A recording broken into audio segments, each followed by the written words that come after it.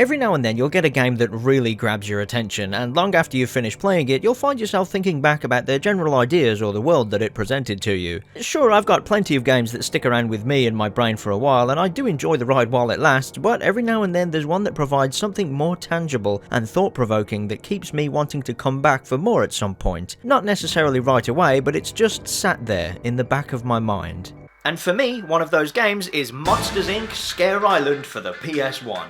No, for me, obviously one of those games is Little Nightmares, a creepy looking horror and nightmare themed 3D platformer that I've already spoke about on this channel before now, but I felt the need to come back to it once again. Yeah, there was something about this massive world that the game was set within and the conveyance of its underlying themes like hunger, greed, beauty, fear, and what they could all possibly mean, along with the use of foreshadowing, multi-layered storytelling, and the frickin' creepy monsters that you come across that just really struck a chord with me. I don't even like horror games all that much, seeing as they generally play out in ways that I'm not particularly bothered about actually experiencing firsthand, and you'd be pretty hard pressed to find much in the way of horror games in my collection here, but if you make one of those a 3D platformer, well, now you've got my interest. Anyway, what with the sequel out now, I figured I'd take another look at the original game, as I could probably do a better job of discussing what this game is all about to me. And of course I've got the benefit of retrospect this time, as there's also the 3 DLC chapters that hadn't even fully released last time I spoke about this, so yeah, I'm pretty keen to just play through it all again and see what it's all about.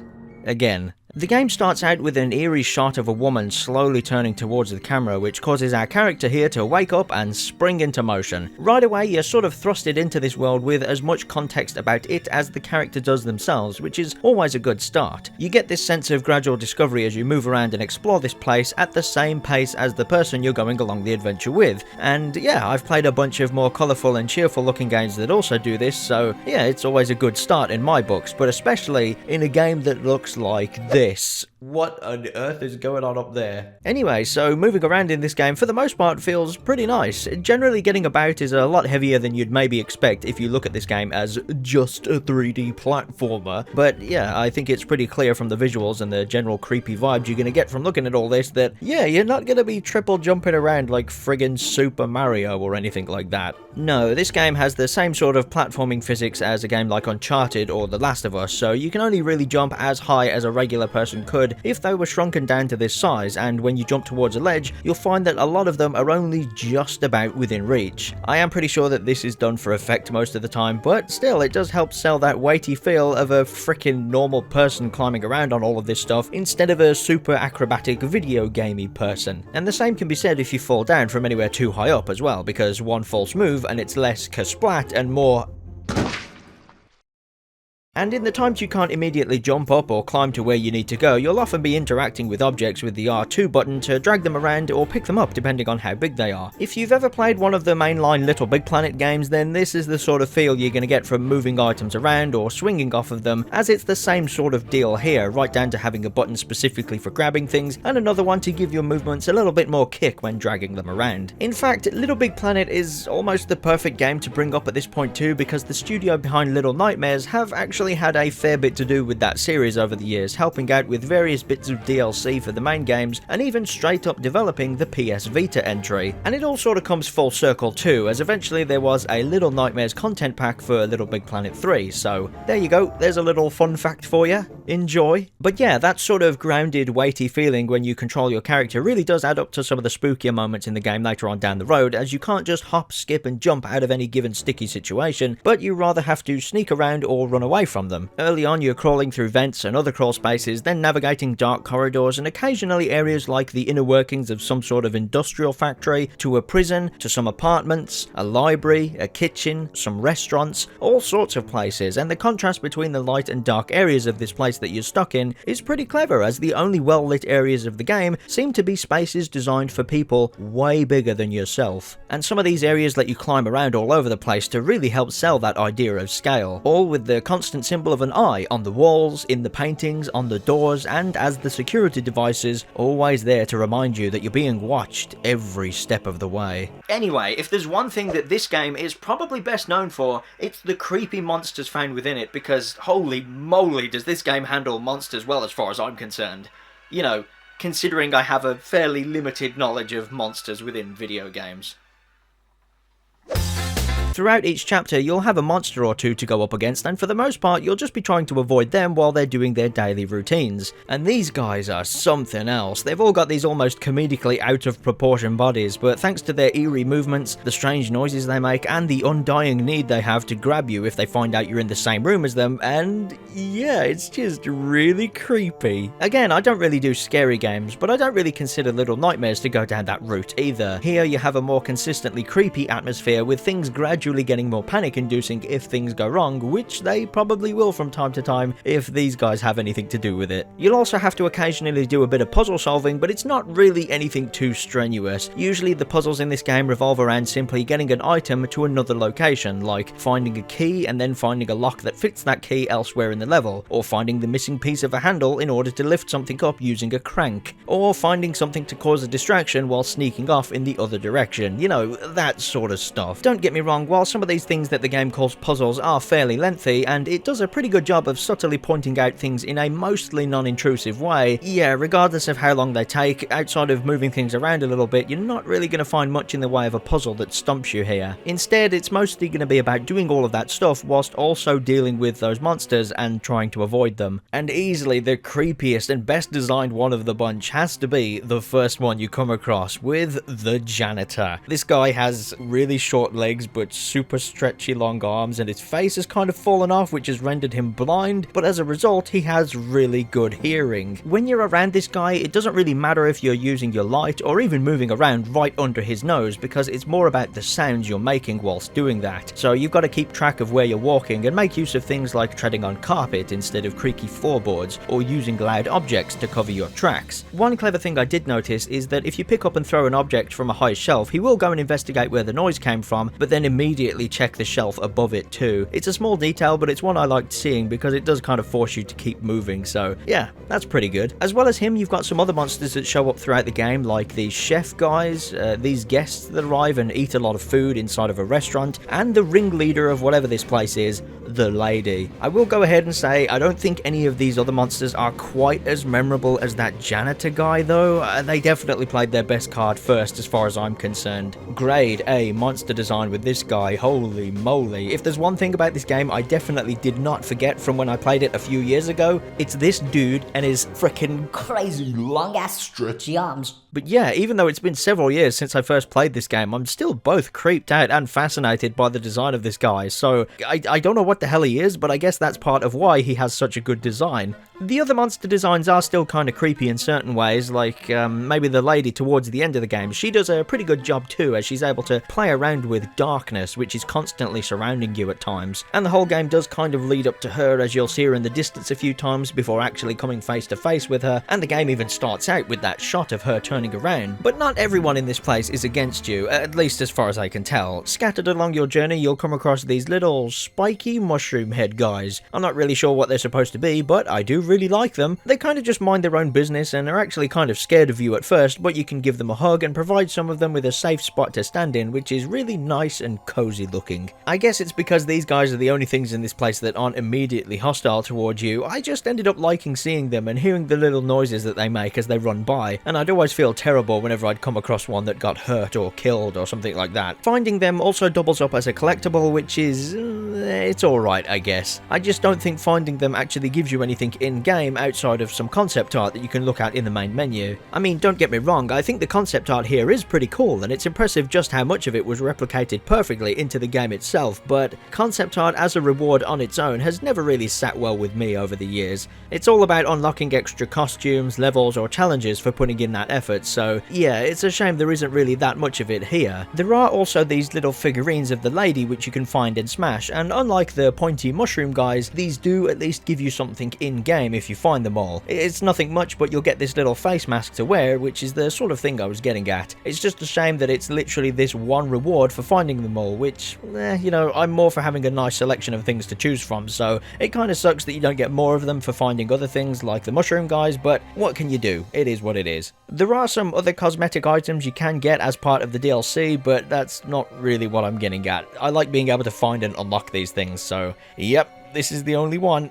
But yeah, even within the darkness, which there is a lot of in this game, you can hear these little dudes running around thanks to this fairly distinct sound they make. If you hear one, you'll often hear its gibberish as it runs off in a certain direction, and it's a neat way of guiding the player to areas they may not have otherwise looked in. In fact, the entire game is super good at this sort of thing, using sound and camera movements to guide the player and keep them alert of things even if they're off screen. Each monster, for instance, will make a specific snarl or scream whenever they spot you, and each one has their own music track that plays and gradually gets louder the closer they get to you. And the way the music was made for this game, it's like metallic, but not as in metal music, but more like literal metallic objects being thrown together from time to time, but it all has a sort of rhythm to it. I don't know, I'm not really a music maestro, so I don't really know how to properly communicate what works and what doesn't work with music, but damn, this soundtrack, whatever it does a pretty good job of matching the visual tone of the game. All the while, the camera itself does a pretty good job of setting up the huge world around you, as well as making some of those monsters seem all the more creepy. Take this one for instance, a spooky monster making an unfriendly noise becomes way more ominous if you can't actually see the monster while it's happening, right? And you've also got this scene, which I'm gonna blur so I don't spoil the context, but at one point, even though the scene is properly lit, the janitor guy makes the most blood-curdling sound I think I've ever heard in any piece of media ever, and it's all from behind a door, so it's just terrifying.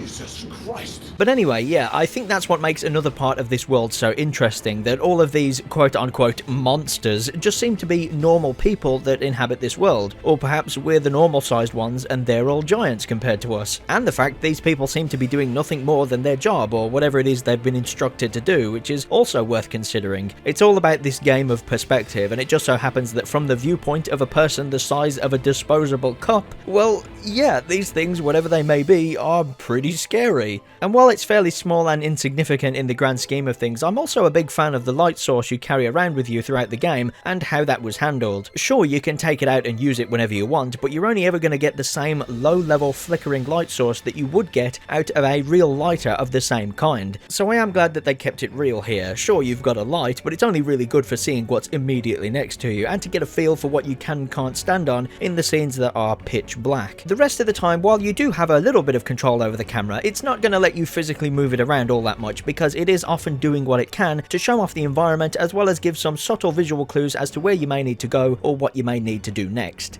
Early on, for instance, you've got this room where you go in and there's a pile of books on the floor, which instantly guide your eyes towards the top of the screen, which then reveals that there is a bookcase you can climb on to go even higher. You've also got this room where there's an item stuck inside a vase that you need to collect, but the lighting is all kind of subtly pointing towards it, which makes you go towards it, push it off, and there you go, the item you need is inside. There are times where this doesn't happen though, where I do feel something subtle could have been implemented. It wasn't really an issue this time around, but I do distinctly remember this room stumping me for a while when I first came across it a few years ago, because it really does look like you should be able to climb up these planks of wood, but you can't, and despite being able to hang off the plank above the one you need to interact with, nothing happens, and I ended up stuck here for a while. Honestly, something as simple as that plank that you try and climb on falling down after you hang off of it would eliminate you needing to try it several times in a row if you can't figure out what to do. But yeah, I'm kind of nitpicking here, as that's really the only time I felt this happens, and like I say, once you know it, you know it. It really doesn't happen again. The rest of the time though, the camera does a really good job of subtly pointing things out, and very rarely, when it needs to, it will display some sort of text hint on screen, but yeah, that does not happen very often. This kind of stuff with the camera angles isn't always to benefit you as a hint though, as it is definitely impressive when the camera pulls way back just to give you this really ridiculous sense of scale, unlike most games I've ever played. It makes your character seem really small and insignificant in the grand scheme of things, which, given whatever the rest of the game is going for with its tone,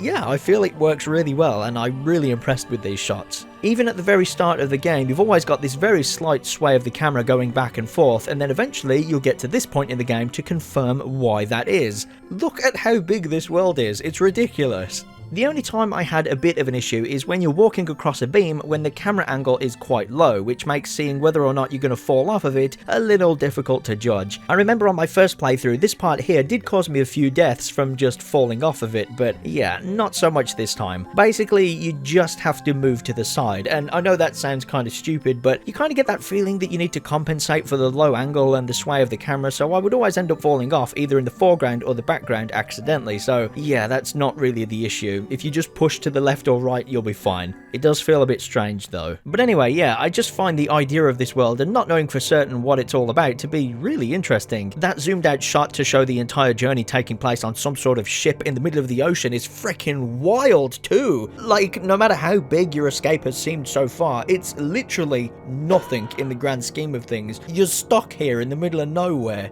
There's also a lot of themes put across that are very open to each person's interpretation of them, which is why I constantly come back and think about this game at times. It's the fact we've never outright been told what they mean which makes it all the more interesting. Like I said earlier on, you've constantly got the metaphorical and the literal eye watching your every move, but then you've got things like the idea of being far too greedy, or being obsessed with beauty and how others perceive it, to even things like revenge towards the end of the game. Hunger is another one of these things which has a much more upfront place in whatever this game is trying to tell us. At several points throughout the story, your character here will get really hungry and resort to more and more dire situations in order to satisfy that. There's a couple of times where this kicks in at the worst possible moment and you know it's going to end badly, but in order to progress the story, it happens anyway, and this carries on right up towards the end of the game. Anyway, as far as anything else story-wise is concerned, while this game is open to each person's interpretation of it, I am going to basically show how the game ends and discuss what I think of it all, so if you don't really want to know anything about that, then just go on ahead and skip on to the time provided,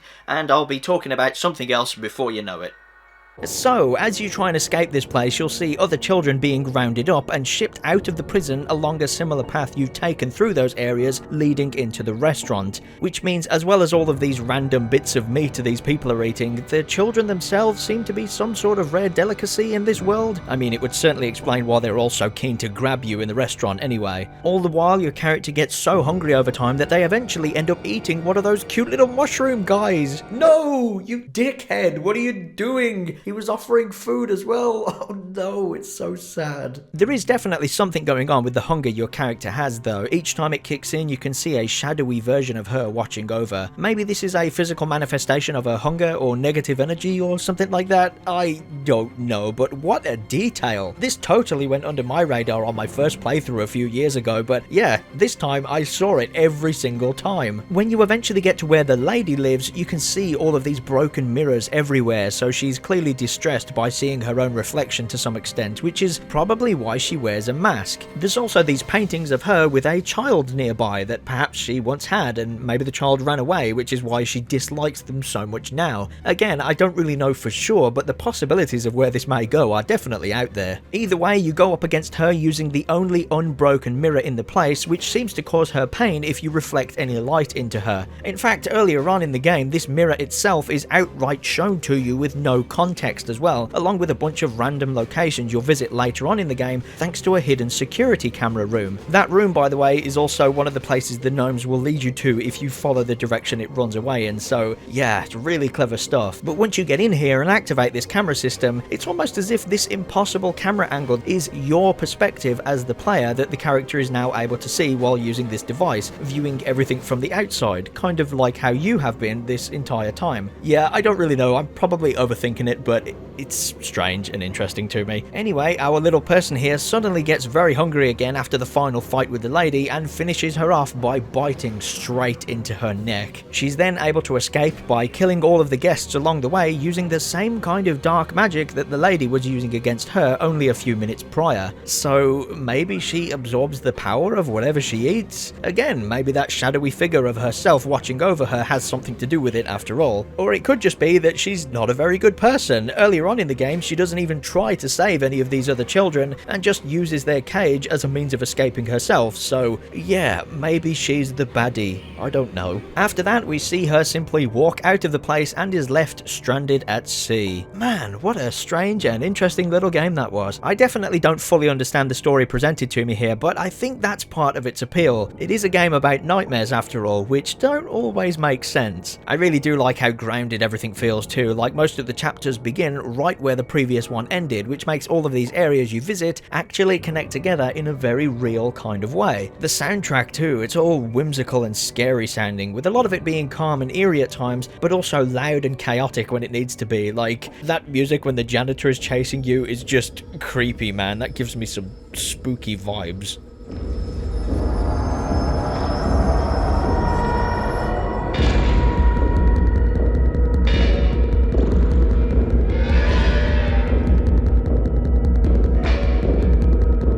But it's definitely the world of this game that interests me the most, and trying to figure out the relationship between everything, really. Not to mention that reveal of how big the world actually is. Look at this, there is so much potential here. And all of those questions are put forward without a single word of dialogue, not even one. You know, when a game like this manages to sink itself so deeply into my head without ever having a single spoken word within it, then yeah, that's pretty impressive. All of that said, Little Nightmares isn't without its problems though. The loading times are pretty long, all things considered, and can stack up quite a bit if you die or get caught often enough. At least on the base PS4 I'm using. This is probably a lot less of an issue on more powerful hardware, but it's even worse on the Nintendo Switch as far as I'm aware. And the other thing, which it isn't really a big problem for me specifically, but some people did have an issue with this when the game first came out, and that is the fact that it is fairly short, clocking in at around 2.5 hours long. For me, I would say that is mostly a non-issue though. I am a fan of shorter, more focused games a lot more often these days, especially here when it's just such a well-packed, tightly woven, strange and interesting story, all with this level of visual polish. I would much rather take its shorter length over a much longer and less impressive game, but that's just me. So yeah, considering how much you can find this game for these days, I've easily got to recommend Little Nightmares to anybody after an interesting 3D platforming game that will probably stick around in your brain for a while. I mean, at least it did with me. I'm still wanting to talk about this game to anybody who will listen years after I first played it, and when I did first finish it, I really wanted to experience more of it. And it turns out I didn't have to wait very long, because that is exactly what we got.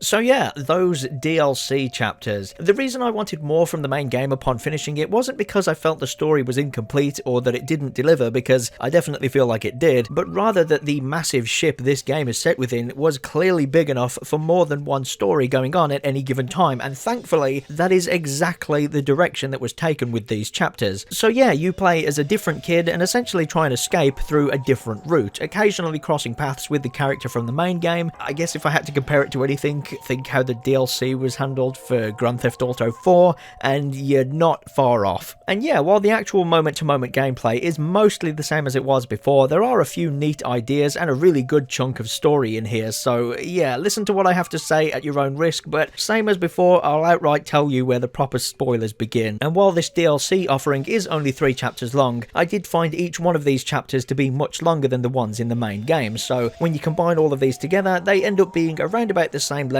at about 2.5 hours, so yeah, basically double the game once you've got the DLC. And needless to say, if you did like all of that stuff that the main game did offer, then you're gonna like where this DLC goes, and the way it all ends is freaking ridiculous. Again, please don't spoil that for yourself if you intend to play this game at some point. This time you start out much in the same way, waking up after a nightmare, but this time it's a nightmare of drowning. And like the vision of the lady at the start of the main game, you will eventually go up against a monster that lurks around underwater from time to time. There's a few sections where you have to throw meat into areas of the water to distract whatever this thing is, and like the other monsters, the sound design here really does add to the tension if you cut it a little too close. What I really liked is how this side story does cross over with the one from the main game from time to time to give events a little bit more context, but overall the whole thing starts out just before the events of the main game. So yeah, at the start of the original story, when you see the janitor way off in the distance dragging that cage along the bridge, that's the kid you play as here. You even see him get taken away a second time in the main story too, but you wouldn't think anything of it if it weren't for the context you get from playing this DLC.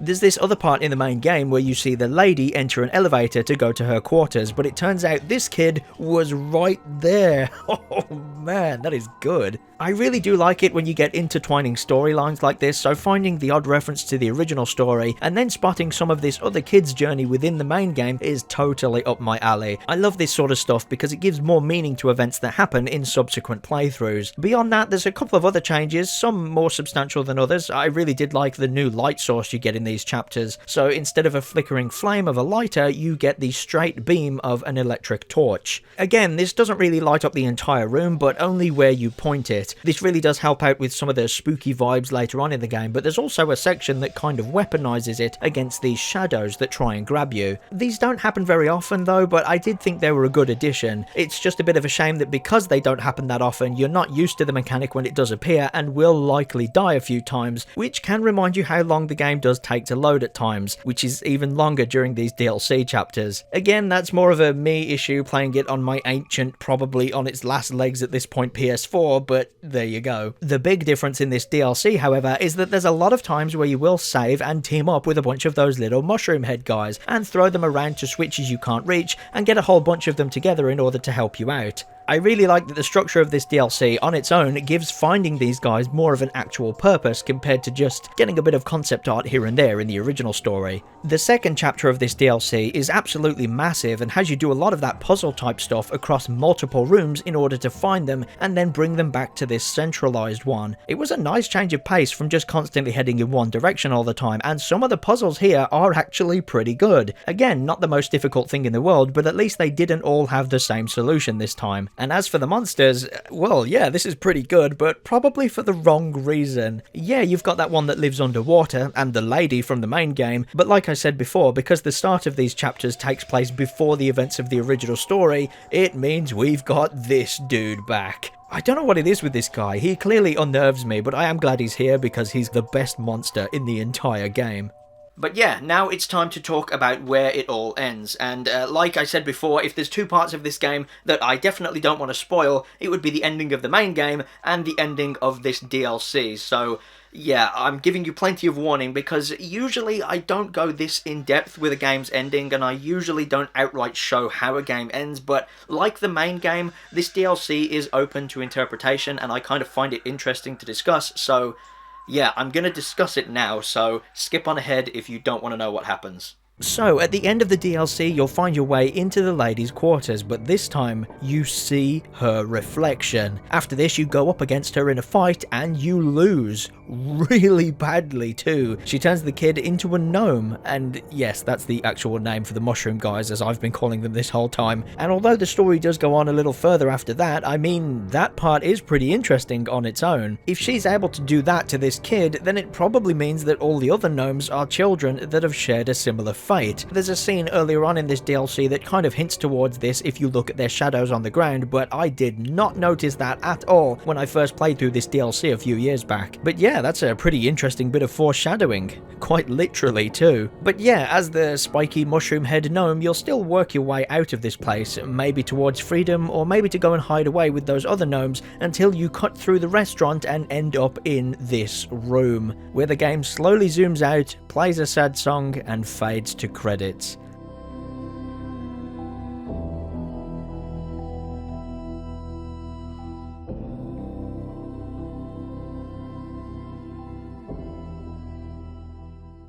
So yeah, if you don't piece it together right away, then consider yourself lucky, but yeah, the gnome that offers Six some food but ends up being killed by her, yeah, that's this kid that you've been playing as the whole time. Oh man, that's really sad. And again, no dialogue whatsoever. This game's very impressive that it makes me feel so sad at the sight of a sausage. It does raise some pretty interesting ideas from the main story though, like if she's able to absorb the power from whatever she eats, like she did with the lady at the end of the game, then maybe she also absorbs memories too. I mean, the kid you've been playing as in this DLC saw the lady and how she reacted to her own reflection, and knows firsthand what she'll do to stop anybody who sees her without that mask on, so maybe in eating the kid, she learnt about her weakness of reflections. Yeah, I really don't know. Like everything else in this game, I have no idea if I actually understand understand what I'm seeing, but that's part of the appeal to me. It's just interesting to discuss and think about. So yeah, we've got a pretty interesting game here that obviously I felt like I had a lot to talk about despite its short length, and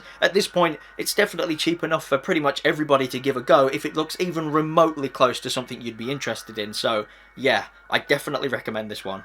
You've got some weighty, somewhat realistic controls that lead you through a story of escape where you'll face off against a really creepy cast of creatures that, if you're anything like me, you'll definitely remember this game for. You know, like, there's no way you're gonna forget this dude in a hurry. And even now, it's one of the very few out-and-out horror-themed games that has actually really caught my interest thanks to it also being a 3D platformer, which, you know, those two genres don't really cross over very often. So yeah, maybe you should give this game a try sometime or something, because it's pretty short, it's pretty cheap, and it's pretty memorable as far as I'm concerned. But that's enough looking back at Little Nightmares, because as of making this video, there's a sequel out now, and yeah, I'd be pretty keen to try that out sometime, so hopefully sometime in the future, I'll be back talking about Little Nightmares 2.